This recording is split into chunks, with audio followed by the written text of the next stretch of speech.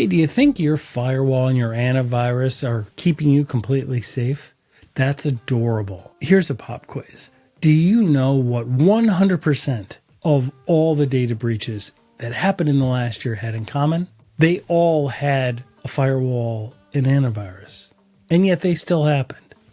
What if the bad guys are already inside, and the only people who saw it all coming before your systems and production got shut down are on the outside of your organization, and they don't even know you yet? So let me introduce you. In this episode, we sit down with Jeremy Samide, CEO of Blackwired. Jeremy has supported clandestine operations for the U.S. intelligence community, NATO, Interpol, and military forces. He's the guy who tracks down cyber threats before they hit the news, before they hit your systems, and honestly, before your IT team generally even knows they exist. Stick around to the end for a practical, no BS takeaway every leader needs to know to stay out of the news for a data breach.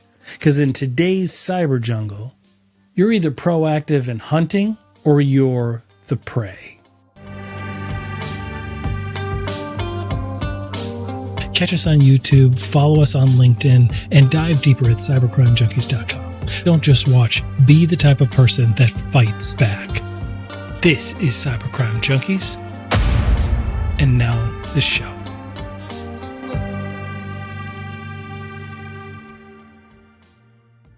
Welcome, everybody. Cybercrime Junkies. I am your host, David Mauro. I'm really excited about the guest that we have today. It is Jeremy Samide, CEO of Blackwired, one of the most trusted cyber intelligence experts working on the planet today. He's led high-profile ransomware investigations, traced criminal crypto flows across the dark web, and briefed government and private sector leaders on how to counter the next generation of cyber threats. Over the last 20 years, Jeremy has supported clandestine operations for the U.S. intelligence community, NATO, Interpol, and military forces across APAC and Europe, specializing in state-sponsored threat, cyber warfare, and cryptocurrency tracking.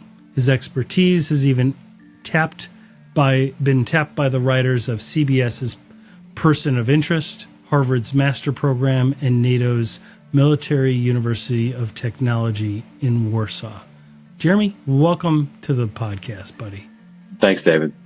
Glad to be here. Great to meet you. And honestly, we had such a great conversation. Unfortunately, we didn't record it, so we're just going to redo the whole thing. Let's do it right now. Let's do it.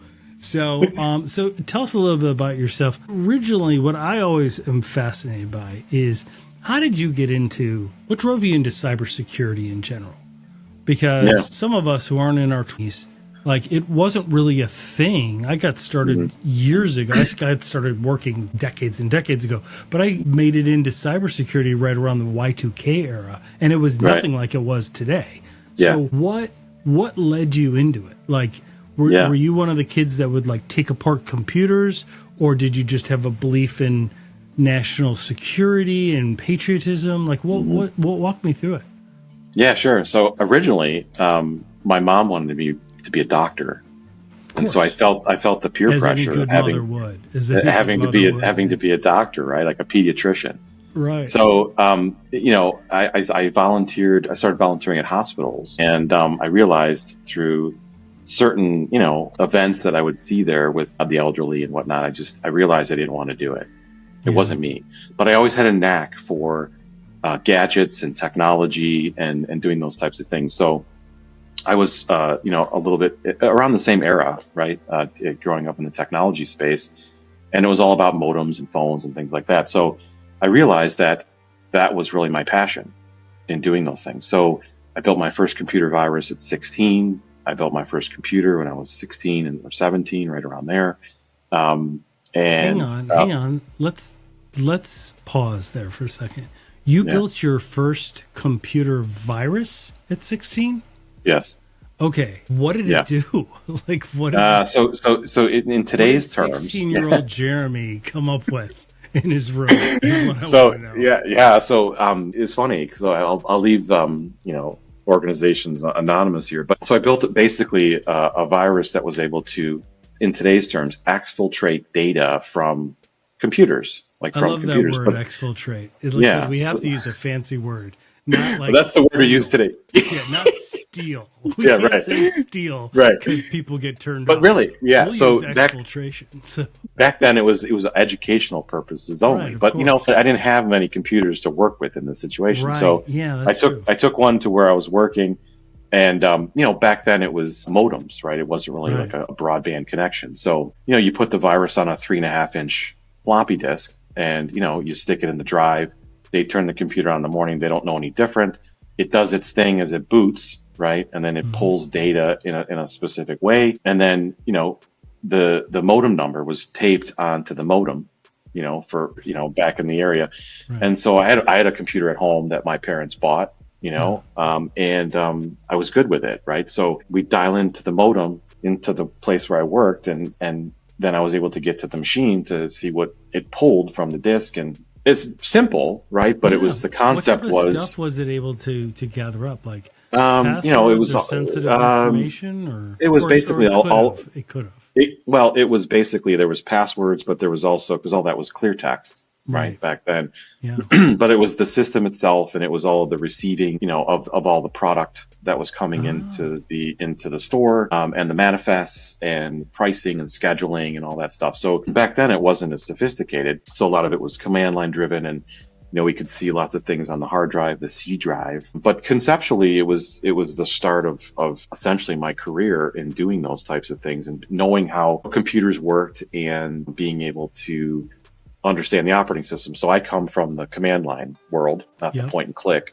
So it's very old school, but it was also very efficient. So, but yeah, that stuff, and then doing like the phone phreaking stuff, right? Like those kinds of things. How everybody. Was that's also how very, yeah. Kevin I mean, that's what you had. That started. That's how John. That's how you. A lot of guys got started. That's how we. That's what we had, right? Those are the technologies, and being able to bypass, toll free, or long distance calls, and all those things that were kind of part of technology back then that we were able to circumvent. That's amazing. So how did you go into, where did you go from there then? So you do the career path into medicine. So no, I didn't. So I studied, I started out in computer science at university. And then I realized I didn't want to be like a coder my whole life.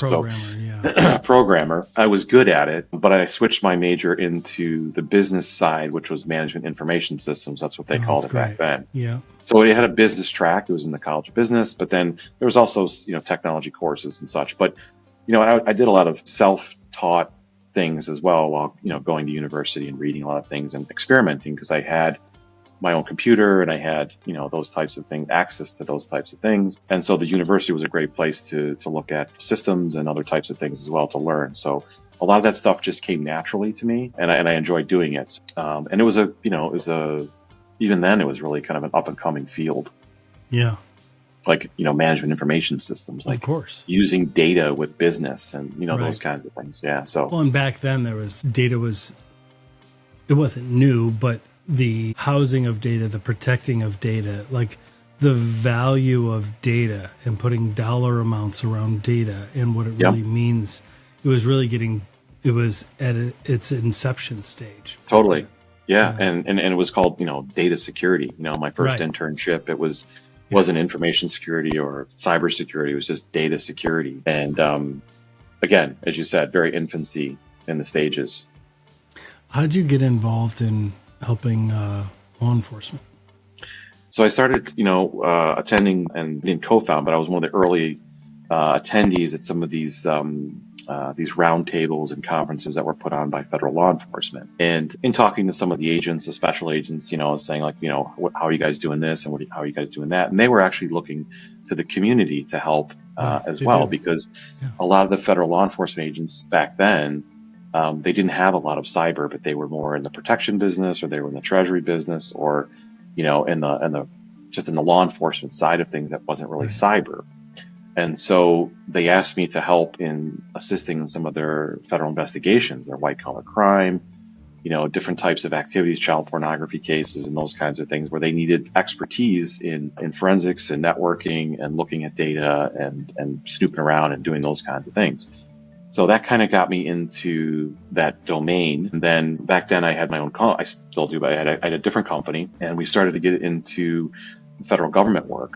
So it sort of evolved from federal law enforcement into Department of Defense work. Yep.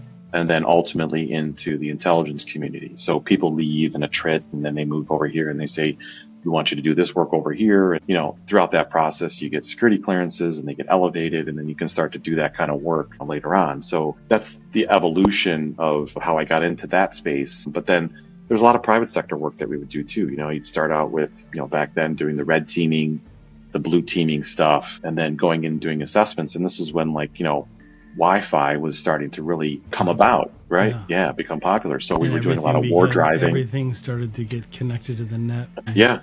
And there was a couple of institutions that were quite prominent that we run around with some of the federal law enforcement agencies to kind of show some awareness. And they said, see what you can do. And so we were able to just get into some certain places that were very prominent. And I did it on behalf of working with some of the law enforcement agencies. So they would go in. And I'd be like, oh, what'd they say? And they're like, their jaws dropped and their drawers dropped and everything else, because they couldn't believe that this could happen, out of the air, Right. And then being they couldn't see it. Exactly. And that happening? Exactly. And that still happens today, I know. At that executive level, which is why we built some of the tools that we built, because it was, seeing is believing. And if you can see connections and you can see these things and visualize them, it's very different. So being able to just telling someone like, hey, you have a real big vulnerability here or a big open gap here, they don't understand it. They can't grasp the concept of they can't see it. Like, where is this guy at? Like, I don't see anybody walking to the front door. Like, who's stealing what? Yeah. And that's been a problem. It's been a challenge my whole career, is to convince people to believe that they have issues. Yep, absolutely. Hang on. And that's really the challenge that a lot of just business leaders that aren't technical really have. And that's where they're really struggling to understand their risk, right? And they all, like every business has a risk appetite, but a lot of them, especially when it comes into cyber, they don't see it. They don't know that they're flying blind. They don't know that they have almost a false sense of security because they haven't been breached that they know of. They haven't been breached in the past. Yeah. And this goes to the conversation that we had earlier, is the industry, in my opinion, the industry is looking inward. Like, we're all looking inside the organization, right? So, things like your firewall and your EDR tools and your mail security, everything is looking inside, right? And it's no one's looking the other way. Right, which is part of what we've done in terms of solving these problems, which is looking at really what's happening around me versus waiting for something to happen on the inside. So the response we get. That's the value of threat intel, right? Yes. Right? Because it really gets into the modus operandi of the cyber criminal. Everybody's focused on, I need a really strong front door in my home and I need a Ring camera. But if you know that every Wednesday there's been break-ins in your neighborhood over on the side window by the laundry room, that's invaluable to know that. Yeah. Because now you're like, well, why spend the time there focused on that? Right? Let's put some guards up and some cameras and some lighting over on that part of the house because that's actually what is happening in the street. Yep. And that's part of the translation, the simple translation that we use is your own home, because people can relate to that. Yeah. Is if I tell you, David, I said, look, there's people that are going to attack your home tonight. Mm-hmm. And you're like, whoa, how is that going to happen? Right. And if I said, well, don't worry, I've got a front door with a lock on it, man, I'm good. so we hear that too. Yeah. But, part of the questions that I would ask in that situation was, okay, where are they right now? So to me, that's a new measure of risk that we're not looking at, that we've been able to address, which is called proximity risk, right? So how far is the threat actor from my front door or my back door? And being able to visualize that now is key. The second thing that I would want to know is how many of them are there? Like, how many thugs are going to be around my home or your home? And the third one would be, how severe is it, right? So are they carrying knives? Are they carrying guns? Like what do they have with them that they're going to use to try and attack me or attack my house? And it's the same thing in an organization. How do you gather up that info? Is it through the dark web? Is it through the chat forums, and then to see trends and exploits? So it's a combination of a lot of things. So we're redefining a category called direct threat risk management, which is looking at those things that you mentioned. Certainly, we've been doing that for 9 years. We have a 9-year intelligence apparatus to garner that type of information and collect that type of information. But we've also built some proprietary technology that allows us to visualize every existential threat around an organization. So this is something that's very new, and we launched it back in September of 2024, and we've gotten a tremendous amount of traction for organizations that we can show that we're looking at things very differently, which is we turn the lens around, and we're looking outward from a 360-degree view in 3 dimensions of every existential threat you have. So that proprietary technology allows us to look at every single threat surrounding your organization, and we can contextualize that, and we can build attack sequences to show, here's adversarial development outside of your organization because it's comprised of a phishing campaign with these 12 attachments, this command and control server, it's using Cobalt Strike, it's going to use Mimikatz, it's going to use some crypto locker, and it's part of an infrastructure that is being built and being developed outside of your organization. So it's the same in the kinetic world, which is if I have a satellite flying over a forest and I see 2 intercontinental ballistic missile batteries, and then I have another satellite fly over 6 hours later and I see 8 batteries and 30 tanks, that's adversarial movement or adversarial development. So we see the same kind of movement in the adversarial domain sitting outside of my organization. So it's being able to visualize that, being able to contextualize it, and then provide prioritized attack sequences to our customers to say, here are the 12 attack sequences that are sitting outside of your organization. Here's the most formidable, here's the most severe, and then we descend those in order. And you can help them prioritize their risk, prioritize where they're vulnerable. Right.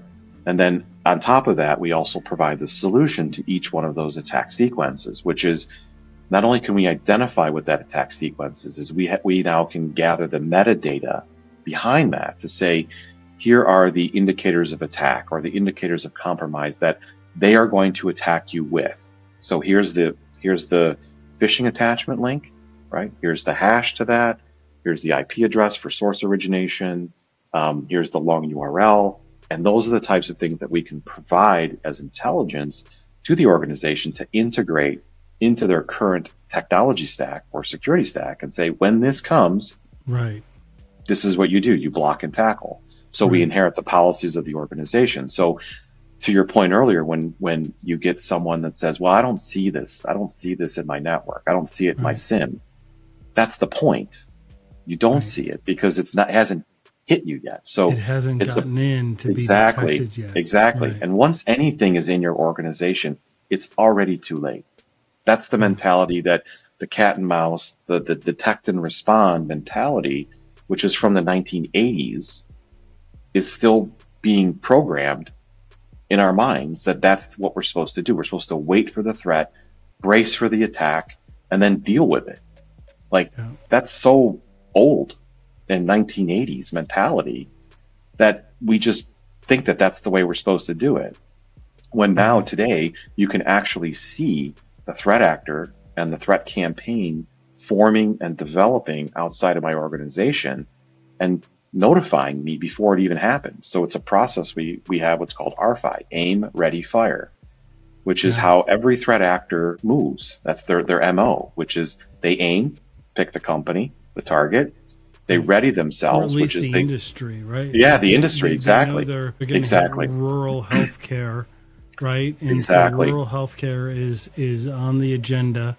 Yep. And so if you're rural healthcare, it's going to apply. Right. And this is their MO. This is their their formula. And so we can digitally fingerprint those attack sequences now and say, this thing that's attacking rural healthcare is also attacking these other 17 healthcare organizations because they use the same system, they have the same vulnerabilities, and when threat actors are successful in one target or one industry, they'll continue to repeat. Now, there might be some differences in that we can identify, but ultimately, it's the common denominator is the same infrastructure that they're using and the same techniques that they're using because they've been successful at it.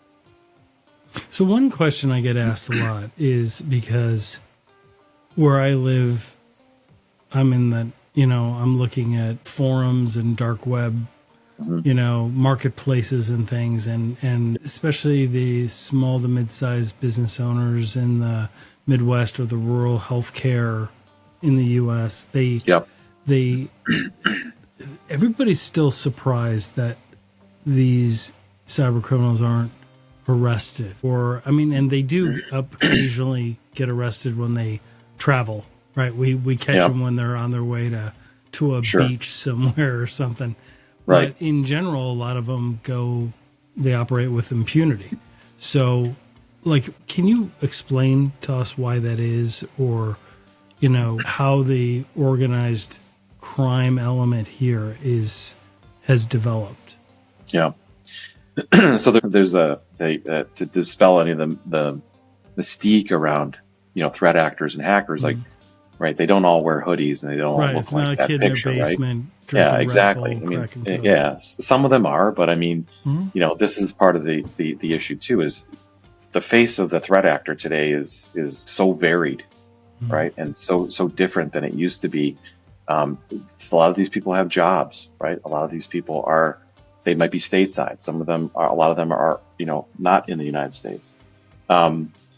So, there's a level of anonymity here, and there's different levels of threat actors and the campaigns that they have, right? It's just like anything. You have a level 1, which is your sort of loosely affiliated or rogue type of threat actors, right, that are trying to make a quick buck and scam a certain demographic, perhaps. And then you have your your level 2, which is your state criminal gangs, right, which is organized, funded, even maybe funded by the state, but not really affiliated. Right. Or at least sponsored in some way. Exactly. Right. And then you have your level 3 state criminal gangs, right? Or your level 3 state sponsored organizations. So, the lines are being blurred between level 2 and level 3 these days, because you can't even tell the difference now between a state criminal gang and a state sponsored organization. The only difference might be financially motivated outside of the North Korea, which is financially motivated. Right. But most other state criminal gangs are not. State sponsored gangs, right? So jurisdiction is very tough today, in terms of, where these guys are. It's not as easy. If DOJ puts out, mugshots of, 5 hackers from the PRC, good luck. Yeah. They're never traveling. Right. So it's a lot of bark, but no real bite in those situations. So it really just depends.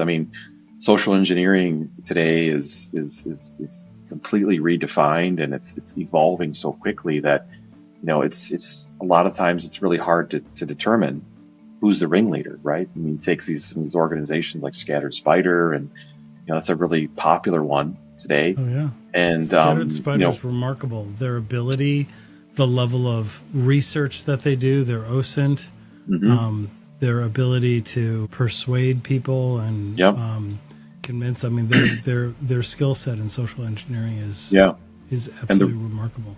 And the reason that is, or one of the reasons that is I've seen, we've seen these guys under the hood. Is one of the criteria is must speak English. Right. Of course.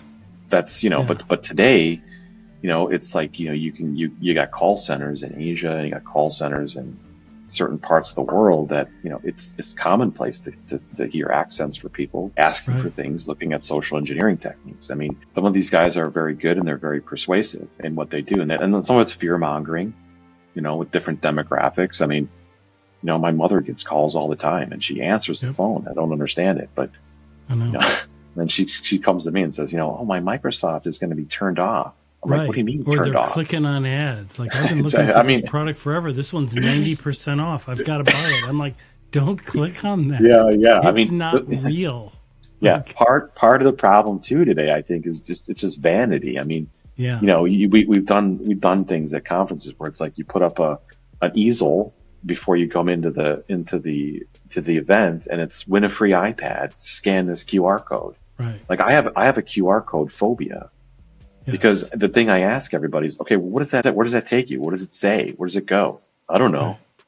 Like, well, I'm not clicking on that. I'm not going to put my camera on that and open my Chrome browser. Like, that's ridiculous.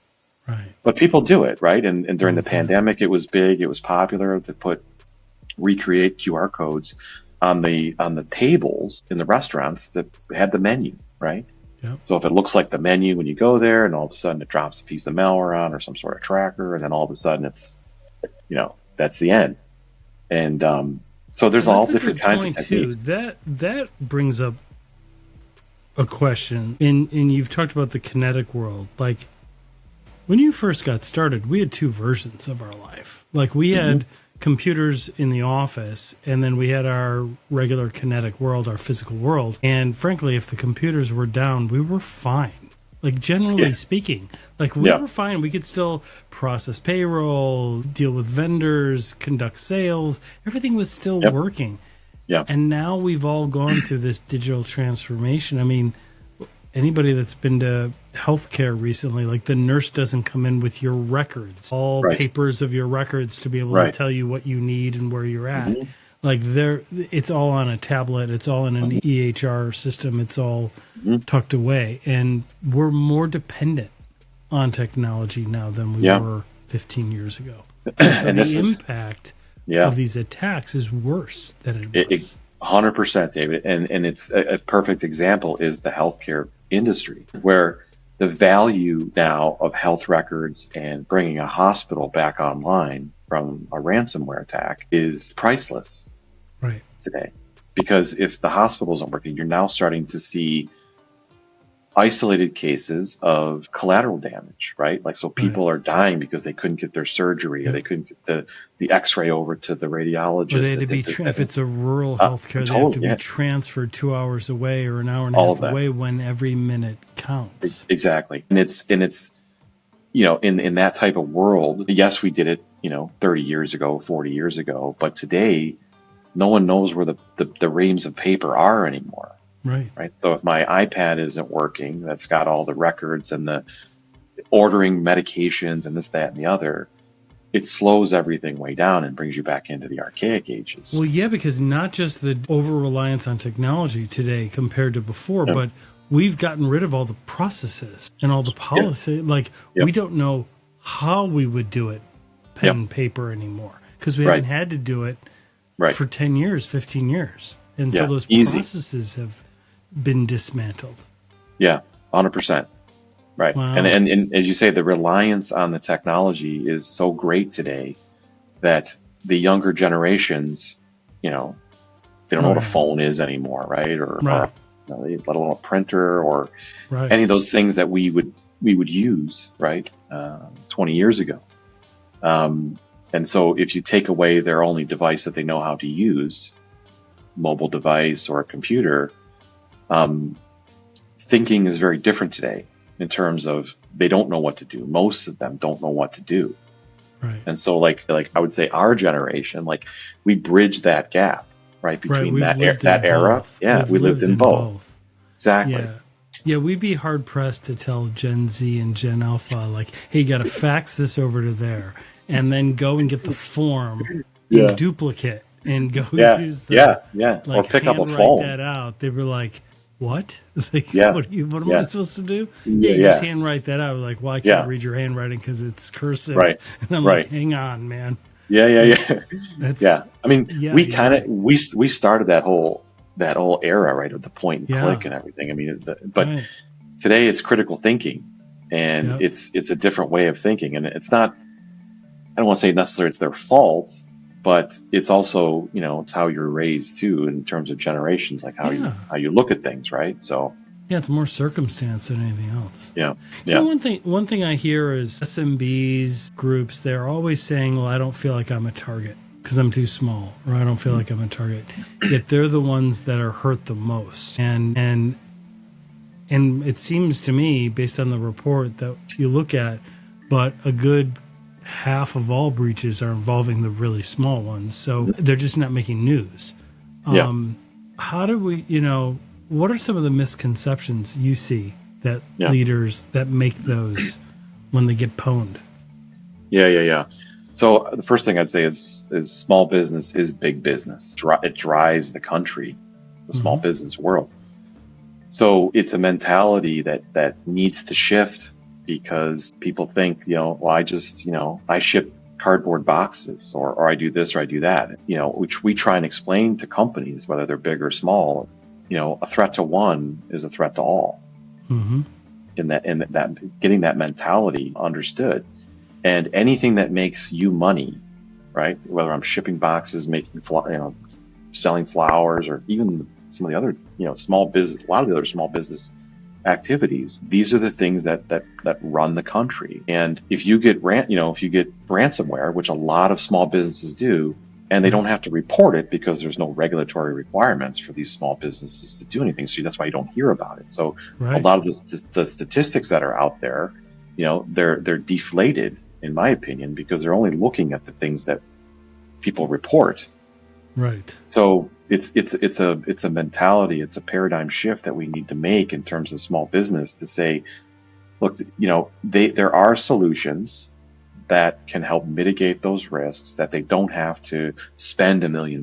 This is what everybody thinks is, I'm not Citibank, I'm not Chase, I'm not, Wells Fargo, I'm not a big bank or a big organization that spends millions and millions of dollars. But there are solutions that can help small businesses in terms of protecting their environment, looking at different processes and procedures, but it's the same 100%. threat. Yeah, 100%. And they don't need to outswim the shark or outrun the bear, right? They just need to do better than the guy next to them. It's exactly right. Do because the criminal mindset is really, they're going for the open.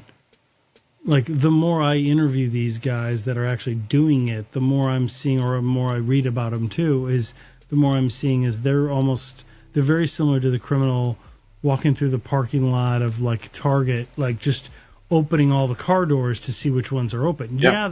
They might break the window and do that, but the risk of them getting caught doing that is a lot higher. So they're really just looking for the people that left their car doors open. And so if you just do some of the fundamentals, which is more than a lot of them are even doing today, that maturity leveling up doesn't break the bank, and it really does change the trajectory of your risk.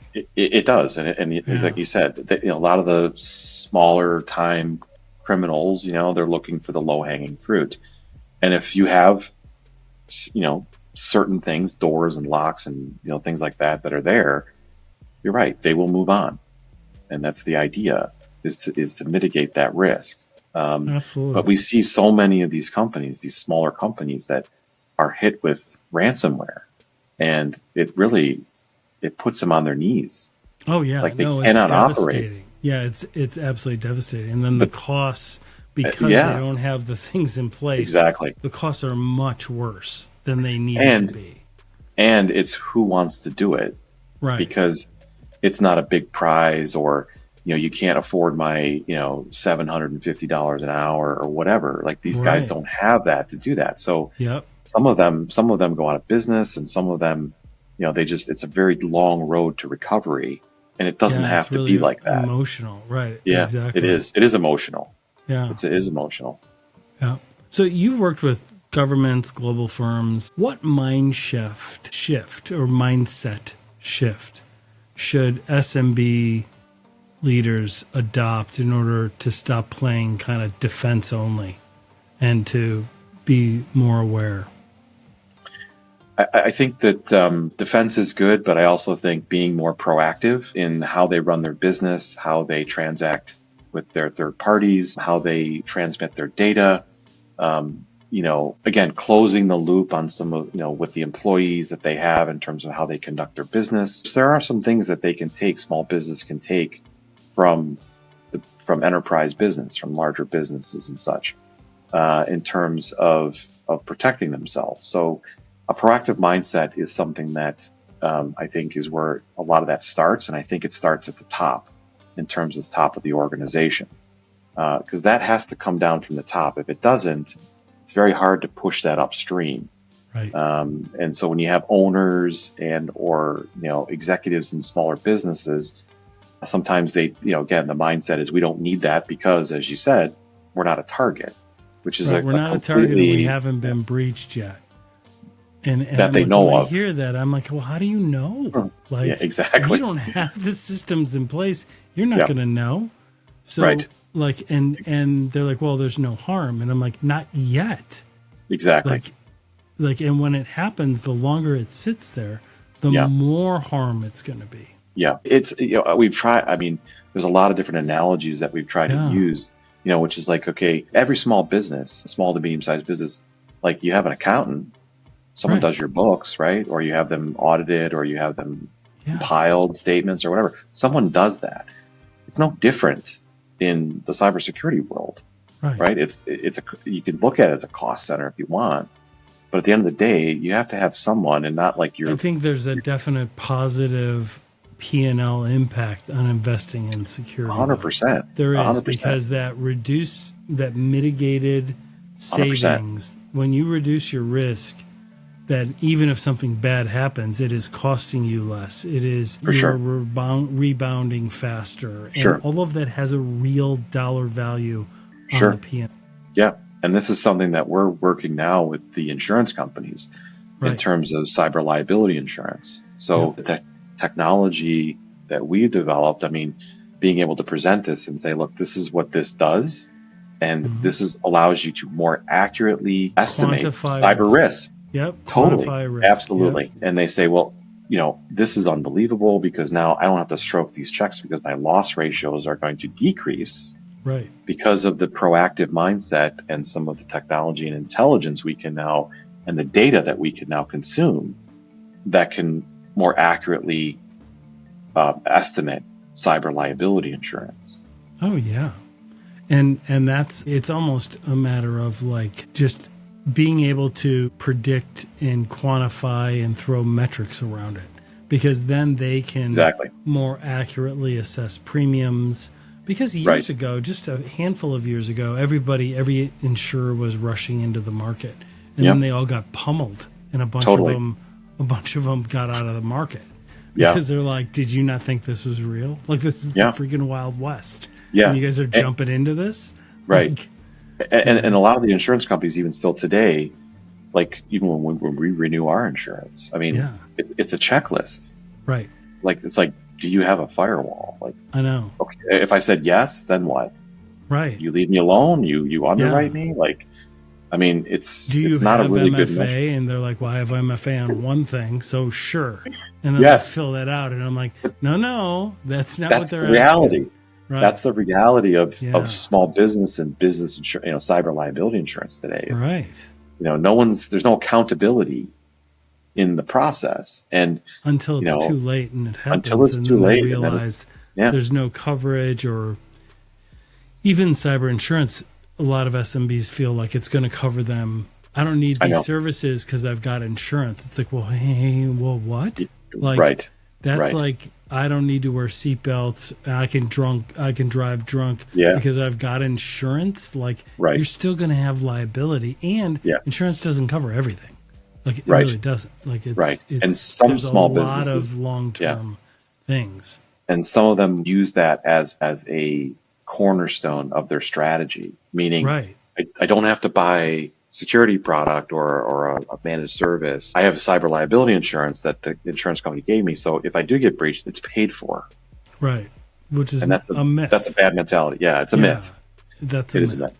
Right. Yes. Exactly. And don't you want to, should it happen, again, you don't have to outswim the shark, but even having some preparation and some detection involved, etc., at least you're able to minimize it and reduce it so that the insurance you do have will cover what's outstanding, right? But if you don't, then you're going to be left with a big gap, and then you're still no better off, and now you're on the feeds. Everybody knows you're a target.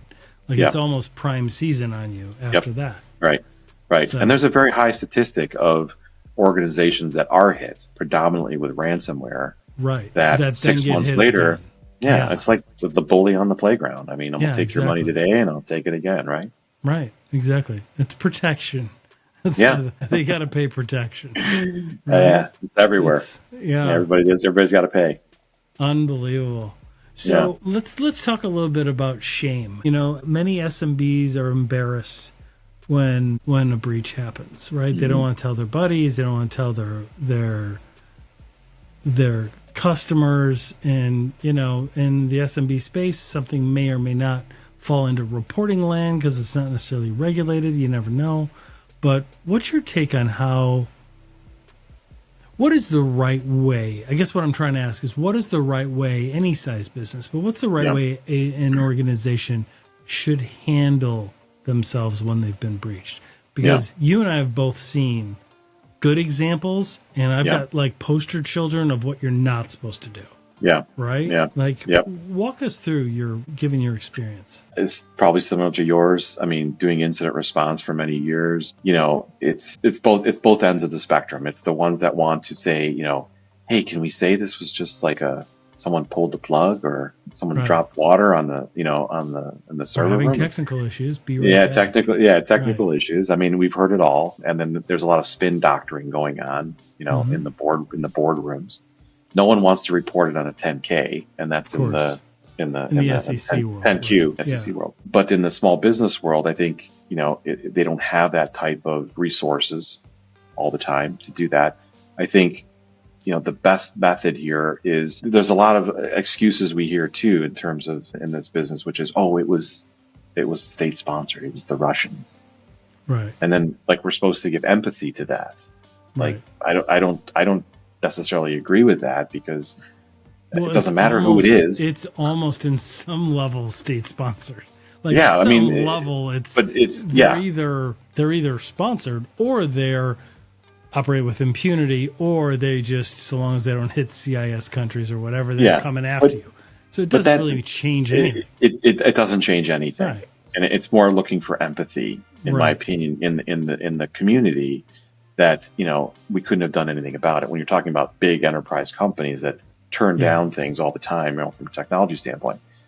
So I think transparency is the best, you know, method here. I mean, there's you can craft your words properly, you know, when doing that. But I think there's been some organizations, and you've seen them, where they've actually done it right. Like, it's like, hey, look, this happened. We made mistakes. Here's what we're doing to fix these mistakes. And, you know, this is what we're doing in the future, and we're going to offer this, and we're going to do that.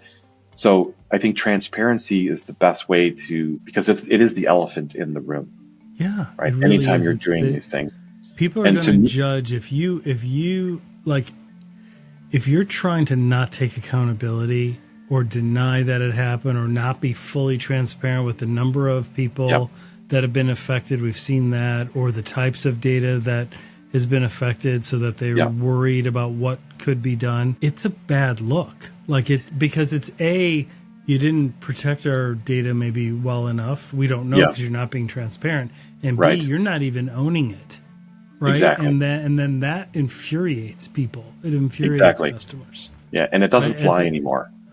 No. And here's another point, like, to me, and tell me what your thoughts are on this. Like, if they're doing some things, right, it can still happen. It's still an intervening third-party criminal act. Like, they could still get in, but if you're doing reasonable efforts, then say it and say, yes, despite our reasonable efforts, this criminal act still occurred. We are owning it. We are responding. We will provide monitoring and blah, blah, blah. But like, nobody bashes those companies. Like, when you see that, you're like, okay, well, I feel good still doing business with them, because I know they're still doing the best practices.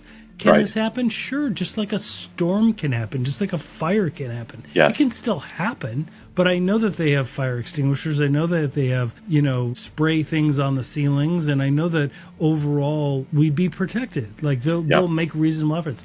There's still a good trusting feeling for those organizations. There is, and I think that is where you get the most understanding and empathy from the community when you are transparent in that regard. Just like you said, I mean, but the ones that start to fabricate stories, But there's that, or there's one recently.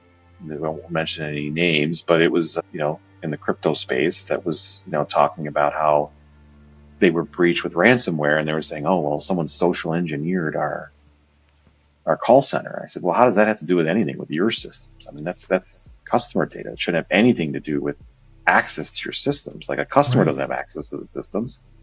So it doesn't really, some things don't add up if you're initiated in this business, that when the spin doctoring that they do and saying, oh, it's just sophisticated social engineering attack, and it got customer data, it coerce people to do this and that, and what does that have anything to do with your core systems? Yeah, like the media everything always says like, oh, it's a sophisticated phishing attack. I'm like, there's nothing sophisticated about that at all. I know. Everything. They literally sent them an email and they clicked. Like, that was not sophisticated, folks. Like, yeah, right. But it was effective. It was effective social engineering. Yeah. It just may not have been sophisticated. Right. And those words are being thrown around all the time, right? Again, it's the party line. Yeah. So tell us a little bit about Blackwired, and then I want to get your predictions on the future and any top best practices you have. Like, so tell us, like, are you guys, what all are you, we'll have links to it in the show notes so that people can reach out to you and learn more about it. But you guys really have a very unique approach in looking at active chatter on the dark web, and these are places that business leaders don't go to. So what is the benefit to the business leaders by engaging with groups like you that see those things? I mean, I think we talked about it. Yep. Right. Yep. But what are some of the main things you think that provide benefit to business owners?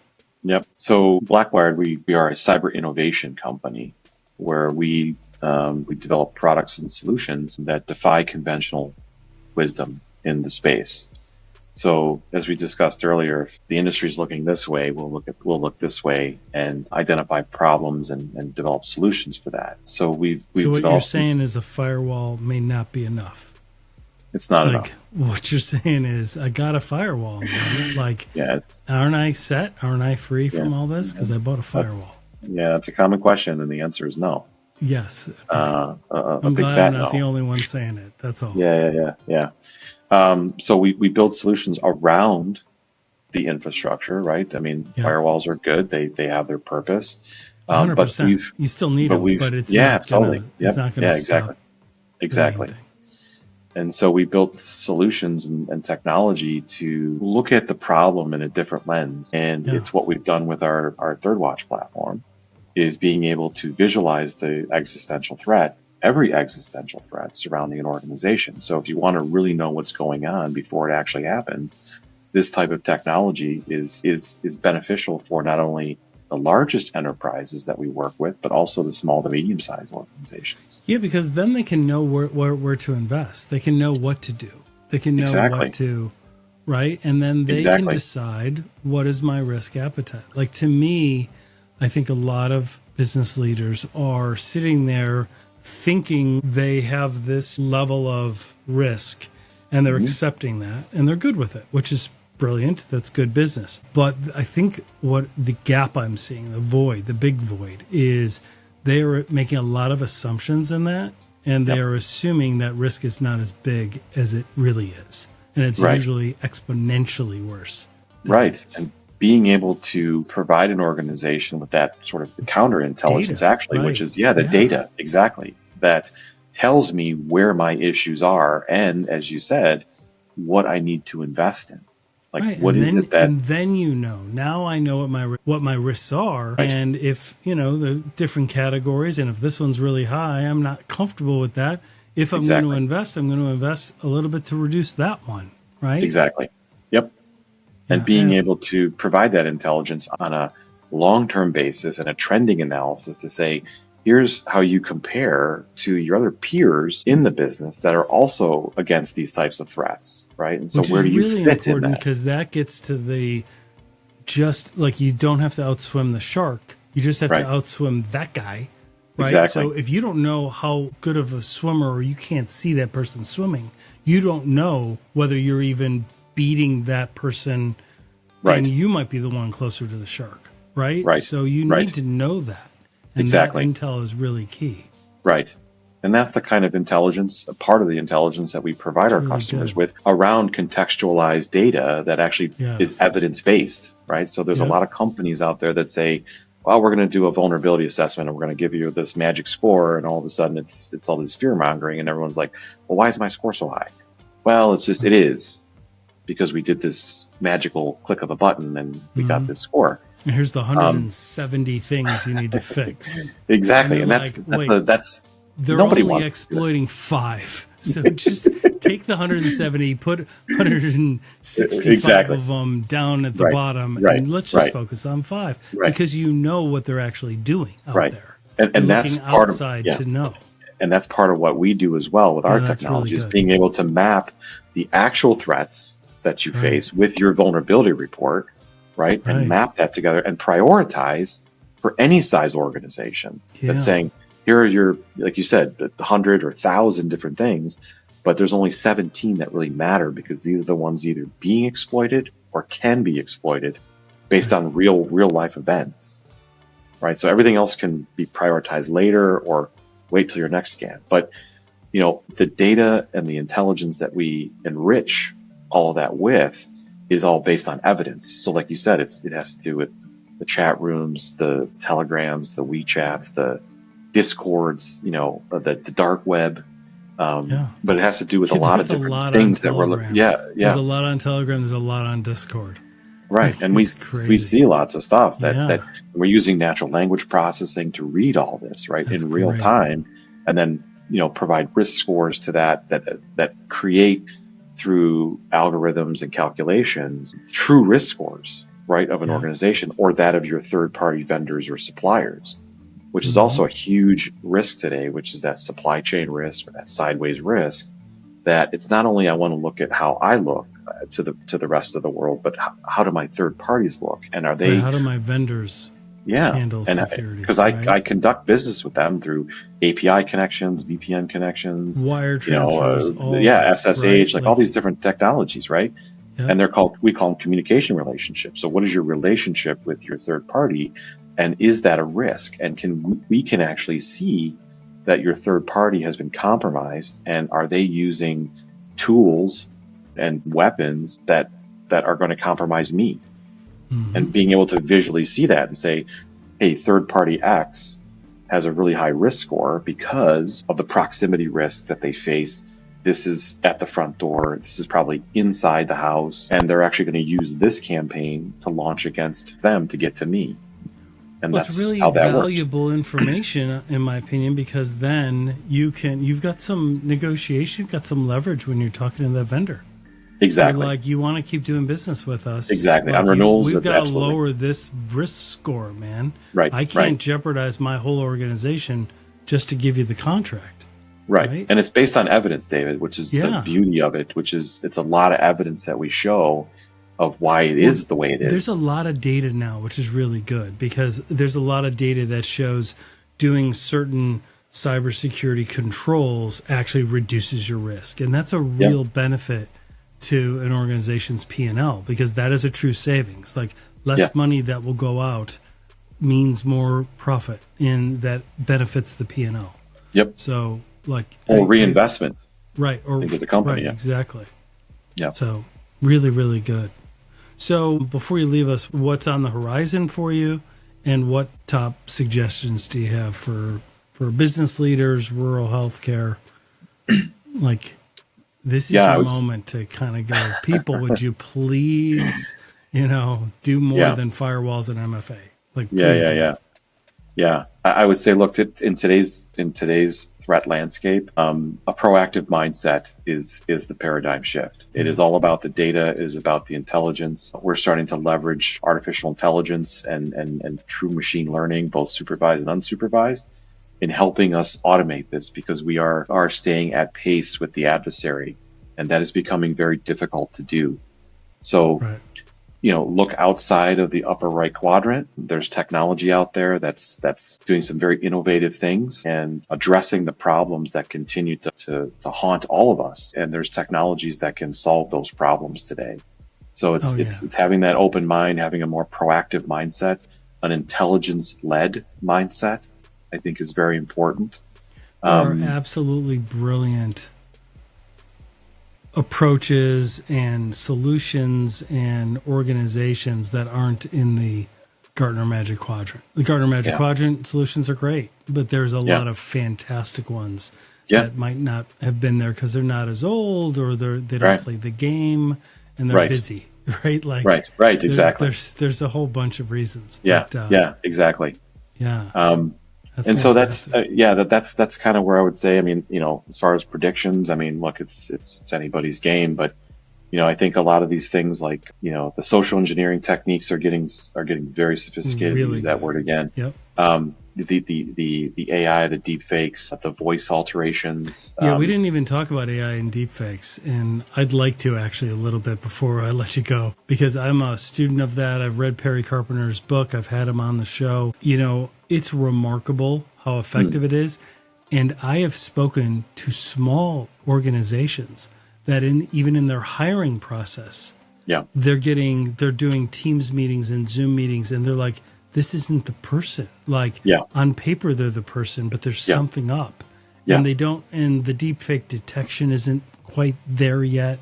There's some that have made strides, but it's not quite there yet. And it's definitely not something that most business leaders are even aware of, but it increases the threat landscape. Like every leader and their face and their voice is now part of the threat landscape. Yeah. And they're like, what does that even mean? And I'm like, because they can be impersonated and you won't know it.